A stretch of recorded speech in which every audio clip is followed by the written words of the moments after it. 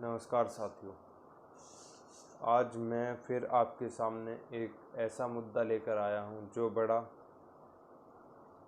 देश में, या कह सकते हैं एक संवेदनशील, हर समय समय पर इसकी घटनाएं देखने को मिलती रहती हैं।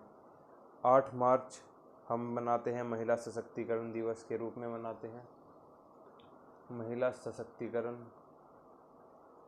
महिलाओं को एम्पावर करना है, महिलाओं को शक्तियाँ प्रदान करनी है, उनको जागरूक करना है, इस बारे में ठीक है मनाते हैं। हम एक ऐसे समाज में रहते हैं जहाँ पर प्राचीन काल से लेकर बात की जाए और अब तक भी महिलाओं की स्थिति कुछ खास ज़्यादा अच्छी नहीं है। समय समय के साथ थोड़ा उत्थान हुआ है और कभी कभी इतनी दुखदांतकारी, इतनी रोषपूर्ण, इतनी गुस्सा, ऐसा घटनाएं हो जाती हैं समय समय पर, ये देखने को मिलता है। बलात्कार, रेप, सामूहिक दुष्कर्म, दहेज के लिए मानसिक इतनी पीड़ाएं हैं, इतनी उससे गुजरती हैं। हमारे घर में माँ, बहन, बेटियाँ सब हैं। हमने सिर्फ उनको या तो काम के लिए, घरेलू काम कौन करता है? हमारी माता से लेकर हमारी बहनें सभी काम करती हैं। पत्नी हो, घर की जितनी भी महिलाएं हैं, ठीक है, सभी घरेलू काम से जुड़ी हुई हैं। अगर ये घरेलू काम ना हो या ना करें और पुरुष के ऊपर डाल दिए जाएं, तो आप उस स्थिति को समझिए कि ये कैसे कैसे, किन किन परिस्थितियों में कैसे कार्य करना है, इन्हें परिवार चलाना है। ऐसी बहुत सी किस्से हैं। चलिए अब मैं एक बार महिलाओं की परिस्थिति प्राचीन काल से लेकर वर्तमान तक, इसके समय समय पर क्या बदलाव हुए हैं, इनकी स्थिति में गिरावट कब आई, कब इनके उत्थान हुआ, ठीक है। चलिए, जब हम प्राचीन समय यानी प्राचीन काल का जो समाज था, वहाँ पर महिलाओं की स्थिति, जब हम हड़प्पा सभ्यता या उससे पहले प्राक हड़प्पा सभ्यता की बात करते हैं, जब मानव का उद्भव हुआ, जब मानव का विकास हुआ, तो उस समय महिलाओं की स्थिति समय समय पर उनमें वे पुरुषों के साथ कंधे से कंधा मिलाकर प्राचीन काल में चलती थी। ये हम हड़प्पा सभ्यता से पहले की बात, हड़प्पा सभ्यता के काल की बात बता रहा हूँ मैं आपको, ठीक है। हड़प्पा सभ्यता यानी समय जानते हैं, आज सब 2500 BC से लेकर 1500 के आसपास तक का, ये लगभग ये है। एग्जैक्ट इसका वो अभी किसी को पता नहीं है, ठीक है। मतभेद है विद्वानों में भी उसके। चलिए, मैं टॉपिक से भटक रहा हूँ, जरा हिस्ट्री थोड़ा सा, समाज, महिलाओं की स्थिति के उस समय के समाज के बारे में। प्राचीन काल का समाज कैसा था, कितना दुखदाई और कितना कष्टकारी था उस समय की महिलाओं के लिए या निचले तबके के लिए भी। उस समय का समाज देखें, शुरू में तो स्थिति बहुत अच्छी थी, पर जैसे जैसे वादी यानी एक सोच, ब्राह्मणवादी सोच का उत्थान होता है, जब से महिलाओं को स्थिति में गिरावट आना शुरू हो जाती है। यहाँ तक की बात है, महिलाओं को चंद्रगुप्त मौर्य के काल में कौटिल्य ने एक ऐसी बात महिलाओं के बारे में कही थी। वो बोलते थे महिला मतलब बहुत गंदा शब्द, अच्छा सा उनके द्वारा, वो इतने बड़े विद्वान थे, प्रकाष्ठ विद्वान बोले। उस समय उन्होंने एक ऐसी बात बोली महिलाओं की स्थिति के बारे में कि महिला नाश होती है। जिस घर में महिला का जन्म या किस स्त्री का जन्म होता है, उसका नाश हो जाता है, कुछ ऐसी बात बोली थी। देखना कितनी उनकी सोच, ब्राह्मण थे, ठीक है, ब्राह्मणवादी सोच, महिलाओं के प्रति नज़रिया, पुरुष प्रधान समाज में रहते हैं, हम सभी जानते हैं। यहाँ पर पुरुष का कद कितना बड़ा हुआ है भारत में। जब प्राचीन काल में महिलाओं के साथ क्या क्या होता था, इस शुरू में तो इनकी स्थिति थी कि ये सभाओं में भी पुरुषों के साथ भाग लेती थी, बढ़ चढ़कर हिस्सा लेती थी, हाथ बटाती थी काम में। पुरुष बाहर का काम करता था, यानी जिस एरिया में क्षेत्र में रह रहे हैं उनको बाहर का काम, और खेतीबाड़ी में भी बहुत अच्छी स्थिति थी उस समय। प्राचीन काल के शुरुआती समाज में हम ऋग्वेदिक काल तक भी कह सकते हैं, ठीक है।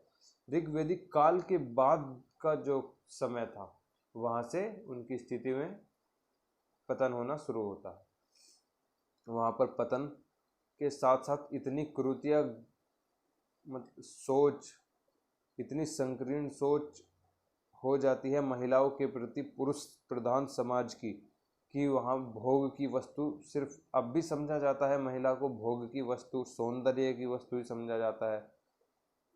बहुत से छोटी मानसिकता के लोग होते हैं।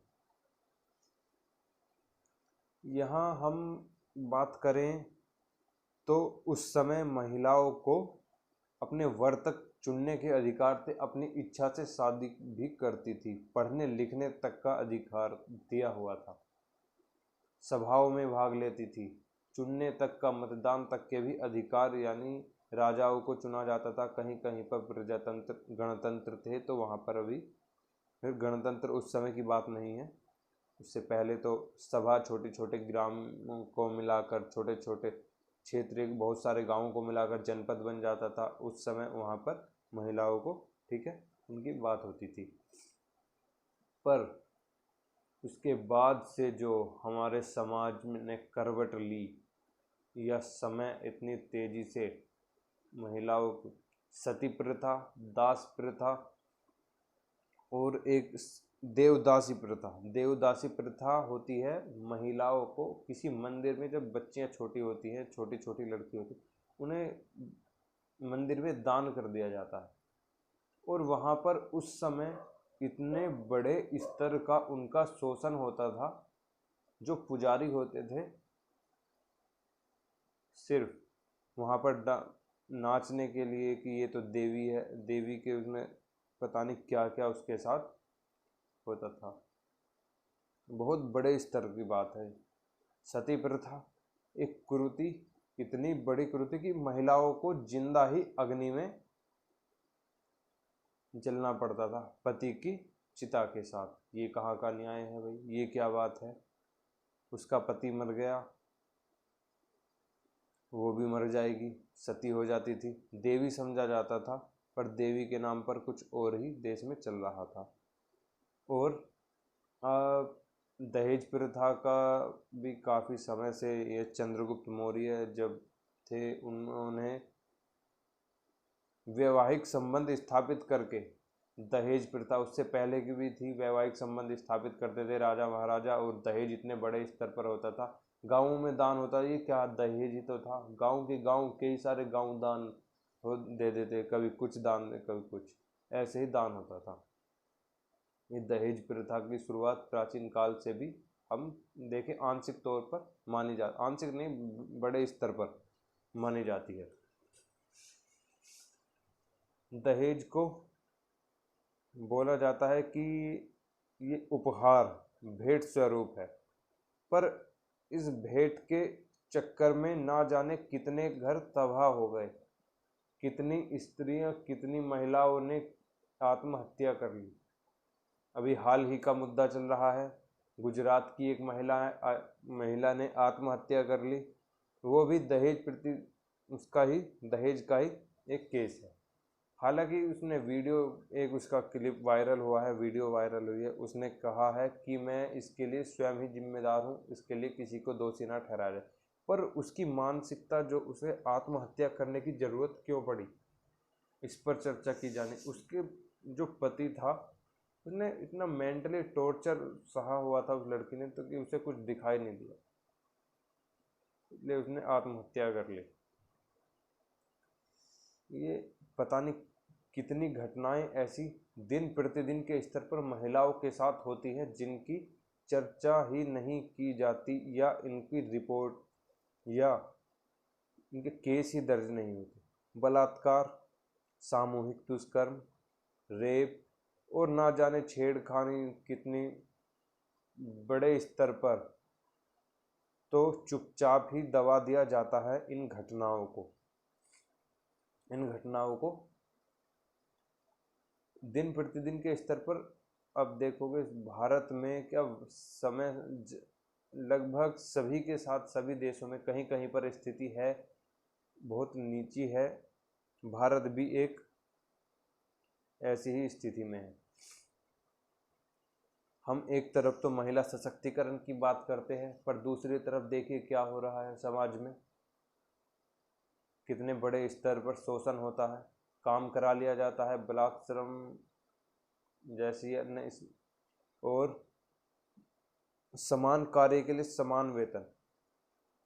जितना कार्य स्त्री करती है पुरुष से ज़्यादा ही कार्य करती है, पर पुरुष को ज़्यादा कार्य पैसे मिलते हैं और स्त्री को कम। ऐसी जगह बहुत सी घटनाएं हैं। ठीक है, ये भी एक समस्या है स्त्रियों के लिए।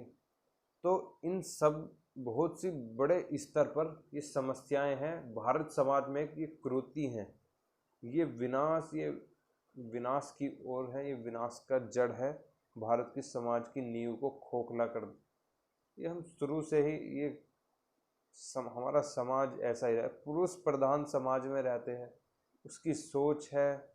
और समय समय पर इस पुरुष जो समाज में पूरा कहते हैं ना कि एक मछली पूरे तालाब को, कोई बहुत मछली होती है गंदा कर देती है, कुछ वो है ना, ऐसे ही कुछ संकीर्ण मानसिकता के लोग हैं जिन्होंने पूरे पुरुष प्रधान समाज यानी पर कीचड़ उछाला है।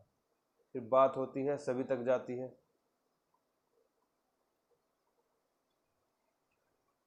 चलिए अब मैं आपको एक यानी महिला सशक्तिकरण के लिए हमें क्या करना है, क्या कर सकते हैं।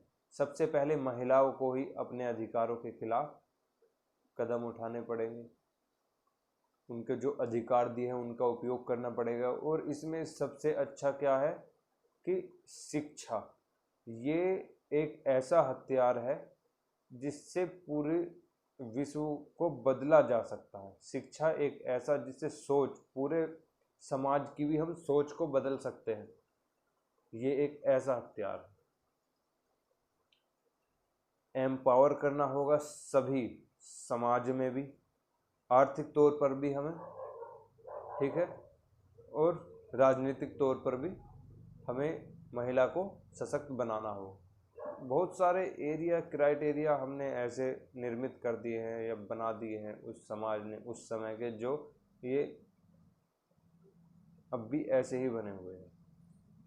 पर समय समय पर महिलाओं के उत्थान के लिए सरकार द्वारा भी मुहिम चलाई जाती है। जैसे सर्व शिक्षा अभियान के तहत भी सभी को शिक्षा का, महिलाओं के लिए शिक्षा, महिलाओं के लिए बहुत सी स्कीम चलाई गई है। बेटी बचाओ बेटी पढ़ाओ सबसे बड़ी, ठीक है, इसके तहत बच्चियों को पढ़ाने की ये एक स्कीम है। मातृ वंदना योजना है, उज्ज्वला योजना है, ये भी महिलाओं से संबंधित है। विशाखा दिशा निर्देश थे, ये भी महिलाओं से ही संबंधित थे। और बहुत से सुप्रीम कोर्ट द्वारा समय समय पर ठीक महिलाओं को अधिकार दिए हुए हैं। और एक सबसे बड़ा मुद्दा ये है कि हम जब किसी महिला के साथ, किसी लड़की के साथ, किसी के भी साथ कुछ गलत होता है तो चुपचाप बैठे रहते हैं, और जब पूरा देश एक साथ इसके लिए आगे आता है, जब हम भी सभी एक साथ खड़े हो जाते हैं, ठीक है। पर ये सही नहीं है, ठीक है। कहने का तात्पर्य ये है, माफ़ी चाहूँगा, ये सही है पर कहने का तात्पर्य यह है कि जब किसी के खिलाफ अन्याय हो रहा हो तो हमें चुप नहीं बैठना चाहिए। ये किसी भी, ये स्त्री हो या पुरुष हो, किसी के भी खिलाफ हो सकता है, ठीक, अन्याय की बात है यहाँ पर। और स्त्री के खिलाफ, महिलाओं के खिलाफ जब बलात्कार जैसी घटनाएं आती हैं दिन प्रतिदिन, ये बढ़ रही हैं घटनाएं, घटने की बजाय बढ़ रही हैं ये घटना। एक ऐसा समाज जहां कुछ लोगों ने, इस पुरुष प्रधान समाज में रह रहे हम, पितृसत्तात्मक सोच के साथ हम आगे बढ़ रहे हैं, सोचते हैं कि विलासी जीवन जीते हैं बहुत से लोग, स्त्री को सिर्फ बहुत ही गंदी नज़रों से देखा जाता है। पर अब हमें काम करना पड़ेगा। हम एम्पावर कर रहे हैं, महिला सशक्तिकरण की बात चल रही है, महिला सशक्तिकरण भी हो रहा है। समय समय पर आप देखोगे महिलाओं का उत्थान हो रहा है और उन्होंने देश के आर्थिक कल्याण में, सामाजिक कल्याण में, राजनीतिक कल्याण में अपनी भूमिका निभाई है। अब तो सामरिक दृष्टि से भी महिलाएं, यानी फौज में भी, आर्मियों में अपनी भूमिका निभा रही हैं। समय वायुसेना हो, थल सेना हो, जल सेना हो, किसी के भी माध्यम से देखिए अब स्त्रियों की भूमिका में बढ़ा, उनका कद बढ़ा है, ठीक है। ये सशक्तिकरण है। हम सशक्त कैसे कर सकते हैं? उसके अधिकारों को देकर। किसी भी समाज को अगर हमें सशक्त करना है तो हमें उसको अधिकार देने पड़ेंगे, और अधिकार देने से कुछ नहीं, उसको जागरूक भी करना पड़ेगा। हमने अधिकार दे दिए पर उसे बताया नहीं, हमने गोली बंदूक दे दी पर उसे चलाने आता नहीं, ठीक, तो वो चलाएगा क्या? ऐसी ही बात है। हमने अगर किसी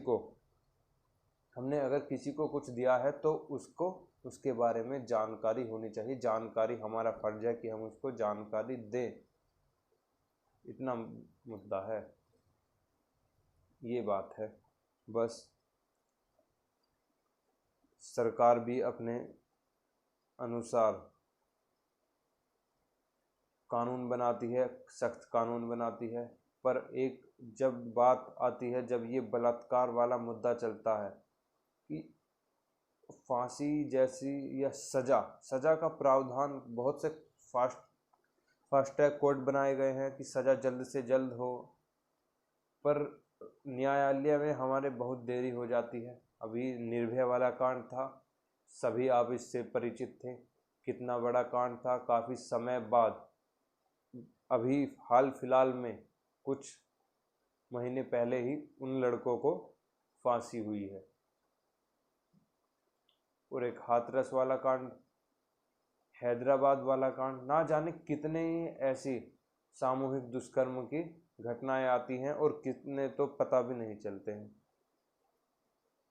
तो एकजुट होने की बात है। अगर किसी के खिलाफ गलत होता है, किसी के अधिकारों के खिलाफ, तो हमें एकजुट होने की बात है, बात बतानी होगी सभी को, उसको अधिकार, उसे जागरूक करना होगा, ठीक है। हम महिलाओं को सशक्तिकरण के माध्यम से, बहुत से कानूनों के माध्यम से हम उनको सशक्त भी कर रहे हैं।